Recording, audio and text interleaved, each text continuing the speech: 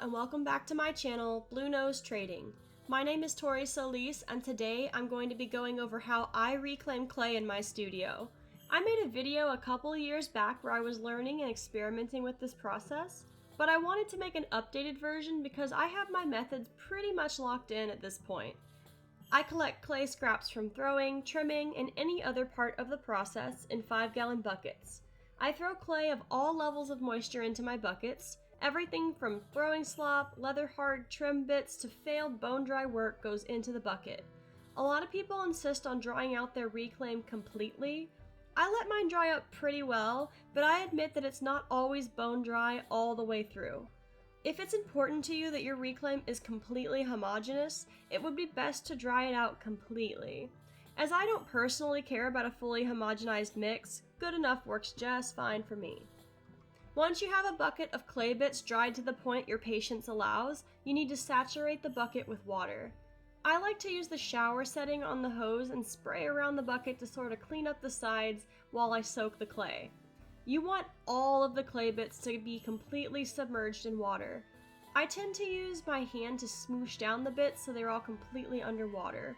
Once you have your clay covered in water, put a lid on the bucket and let it sit for a couple of days. I find that about 2 days is a good amount of time to allow for all of the clay in the bucket to become fully saturated. After a couple of days, I return to the reclaim bucket to dump off the excess water. All of the clay in the bucket should be saturated at this point, so the excess water is unnecessary. When you dump off the extra water, you want to be careful not to dump out the fine sediments that collect at the top of the clay. It's okay to have a little bit of water left, but you definitely don't need a whole 2 inches of extra water. After dumping out the excess water, it's time to mix up this batch. I like to use my power drill with this metal paint mixer attachment. I usually keep my drill at medium speed because it's a really powerful drill, and the higher speeds don't actually mix the clay, as they spin so fast it's more like a force field against the clay. Depending on your drill, this could totally vary. What is important is that your drill is mixing the clay and not just spinning so fast that it's not mixing the clay. You might have to fiddle with it until you find a setting that works well for you. Take your time to mix up the clay well. I move the drill around as well as up and down to incorporate any excess water into the mix. You want to mix evenly and steadily for as long as it takes to turn your bucket into the forbidden pudding. Use both the power of the drill and your physical movements to stir and blend the clay thoroughly. If you have bits of clay that were closer to leather state when you added it to the water, you might get some chunky bits that don't break down into smooth slip. I don't sweat this, as you can wedge the clay smooth later, but if it bothers you, the solution is to have completely bone dry bits only in your bucket. When you have your bucket mixed up to that good consistency, it's time to load up your reclaim boards. I found that Pottery plaster slabs are the best surface for reclaiming clay evenly. I made a video testing out the different surfaces that are commonly used to reclaim, and I'll tag that here for you if you'd like to see it. But if you want my word on it because you don't want to watch a whole nother video, the plaster slab is by far the most superior surface for reclaim, in my opinion.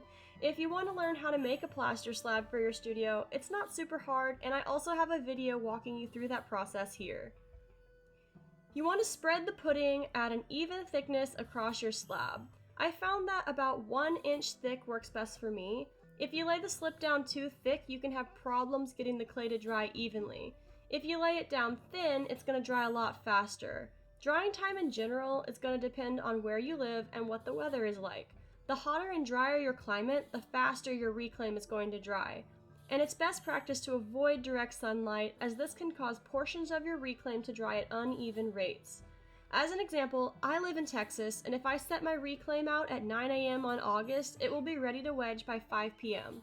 If it was a cool, wet month, it could take several days before the clay was dried to a workable consistency.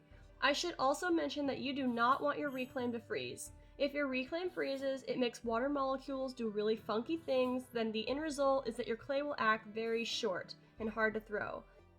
If there's a potential for a freeze, reclaiming your clay might be an inside studio sport for you.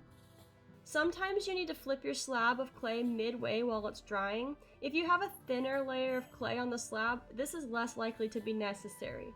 If you find the middle isn't drying out and the edges are, it could be your reclaim surface isn't great, or you might have too much clay on the slab, or the slab may be getting direct sunlight at some point on the crispy bits.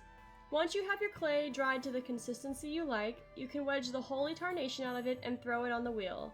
Sometimes if the clay dried slightly unevenly, I will store the uneven but mostly ready reclaim in a sealed bucket for a couple of days to allow the moisture levels to even out thoroughly throughout the clay. Remember that your reclaim will likely take much more wedging to prepare than clay that is fresh out the bag. You want to work out any air bubbles, lumps, or bumps. And that's pretty much it. Thank you so much for tuning in this week. If you'd like to see more ceramic art videos, be sure to subscribe to my channel, Blue Nose Trading. To help support my channel, you can become a member here on YouTube or at patreon.com/bluenosetrading. Remember that you have great ideas that are worth exploring, drink lots of water, and I will see y'all in the next video.